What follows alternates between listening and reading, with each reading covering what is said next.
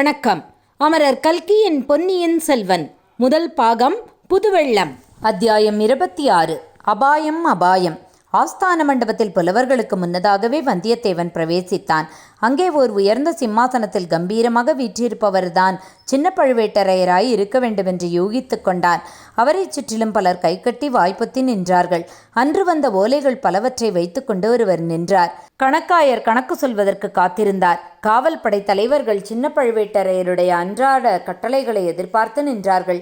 ஏவிய வேலைகளை செய்வதற்கு பணியாளர்கள் காத்திருந்தார்கள். சிம்மாசனத்துக்கு பின்னால் நின்று சிலர் ஏவலாளர் வெண்சாமரம் வீசிக்கொண்டிருந்தார்கள். கையில் வெற்றிலை பெட்டியுடன் ஒருவன் ஆயத்தமாய் இருந்தான்.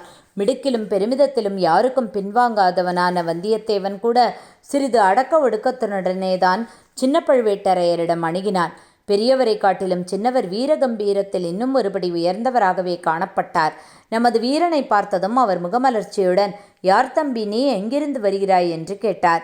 வீரவாலிபர்களைக் கண்டால் சின்ன பழுவேட்டரையரின் கடுகடுத்த முகம் மலர்ந்துவிடும். நாடெங்கும் உள்ள வாலிப வீரர்களை தம்முடைய காவல் படையில் சேர்த்து கொள்வதில் அவருக்கு மிக்க ஆர்வம்.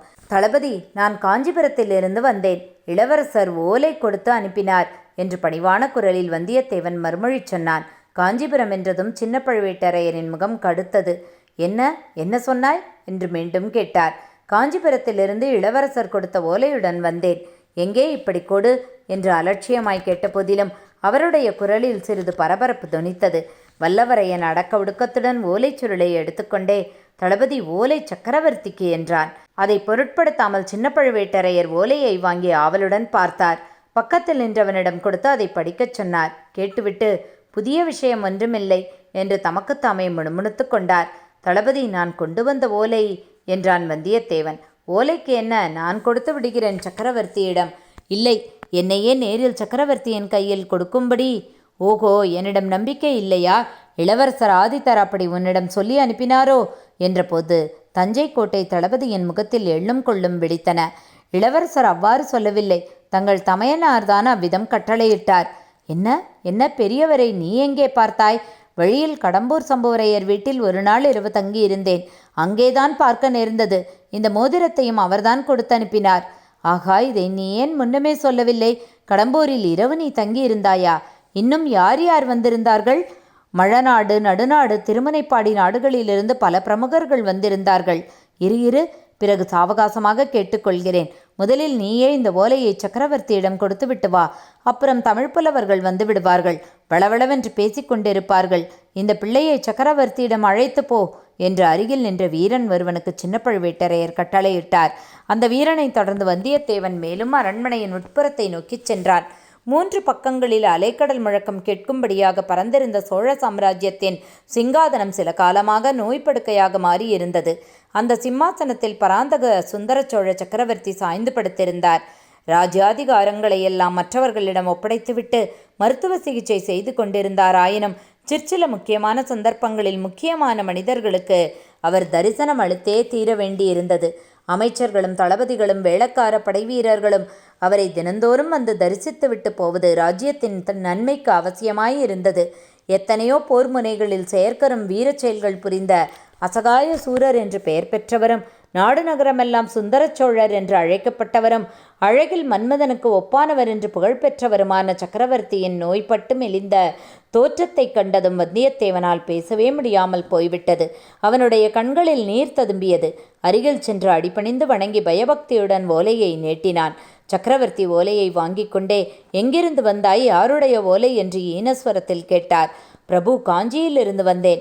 இளவரசர் ஆதித்தர் தந்த ஓலை என்று வந்தியத்தேவன் நாத்தழுதழுக்க கூறினான். சக்கரவர்த்தியின் முகமுடனே பிரகாசம் அடைந்தது. அவர் அருகில் திருக்கோவலூர் மலையமான் புதல்வியான சக்கரவர்த்தினி வானமாதேவி வீற்றிருந்தாள்.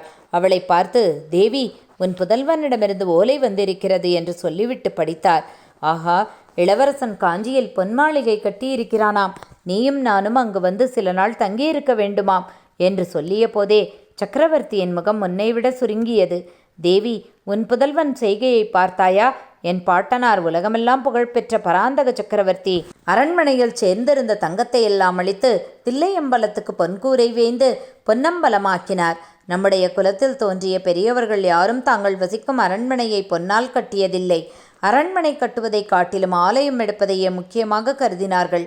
ஆனால் ஆதித்த கரிகாலன் இப்படி செய்திருக்கிறான். ஆகா, இந்த தெய்வ நிந்தனைக்கு என்ன பரிகாரம் செய்வது என்றார்.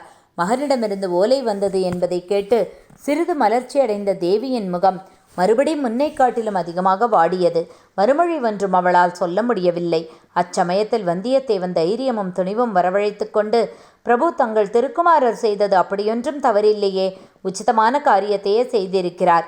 மகனுக்கு தாயும் தந்தையுமே முதன்மையான தெய்வங்கள் அல்லவா?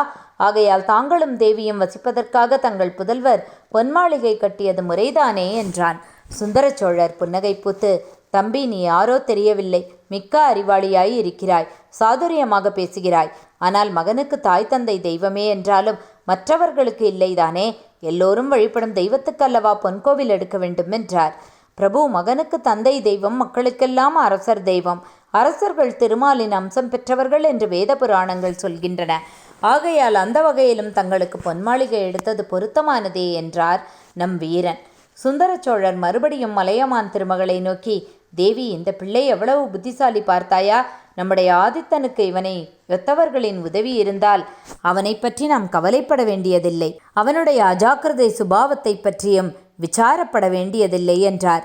பிறகு வந்தியத்தேவனை பார்த்து, தம்பி, பொன்மாளிகை கட்டியது உச்சிதமானாலும் உச்சிதமில்லாவிட்டாலும் நான் காஞ்சிக்கு வருவது சாத்தியமில்லை. நீதான் பார்க்கிறாயே, எப்போதும் படுத்த படுக்கையாக இருந்து வருகிறேன். நெடுந்தூர பிரயாணத்தை மேற்கொள்ளுதல் இயலாத காரியம். ஆதித்தன்தான் என்னை பார்ப்பதற்கு இங்கே வந்தாக வேண்டும். அவனை காண்பதற்கு எங்களுக்கும் ஆசையாகத்தானே இருக்கிறது. நாளைக்கு மீண்டும் வா, மறு ஓலை எழுதி வைக்கும்படி சொல்லுகிறேன் என்றார். இச்சமயத்தில் கூட்டமாக பலர் தரிசன மண்டபத்தை நெருங்கி வருவதை வந்தியத்தேவன் அறிந்தான். அந்த புலவர் கூட்டம் வருகிறது போலும். அவர்களுடன் ஒருவேளை சின்ன பழுவேட்டரையரும் வருவார். அப்புறம் தான் சொல்ல வேண்டியதை சொல்ல முடியாமலேயே போய்விடலாம். 4 வார்த்தையில் சுருக்கமாக இப்போதே சொல்லிவிட வேண்டியதுதான். இவ்விதம் சில வினாடி பொழுதில் சிந்தித்து முடிவு செய்து, சக்கரவர்த்தி, தயவு செய்யுங்கள், கருணை கூர்ந்து என் விண்ணப்பத்தை கேளுங்கள். தாங்கள் அவசியம் இந்த தஞ்சையிலிருந்து கிளம்பிவிட வேண்டும். இங்கே தங்களை அபாயம் சூழ்ந்திருக்கிறது. அபாயம், அபாயம் என்றான். அவன் அவ்விதம் சொல்லிக் கொண்டிருக்கும் போதே சின்ன பழுவேட்டரையர் தரிசன மண்டபத்துக்குள் பிரவேசித்தார். அவரை தொடர்ந்து புலவர்கள் வந்தார்கள். வந்தியத்தேவன் கடைசியாக கூறிய வார்த்தைகள் கோட்டை தளபதியின் காதில் விழுந்தன. அவருடைய முகத்தில் கோபக்கனல் ஜுவாலை விட்டது. இதோட அத்தியாயம் 26 நிறைவு பெற்றது. 27வது அத்தியாயத்தை அடுத்த பதிவில் பார்க்கலாம்.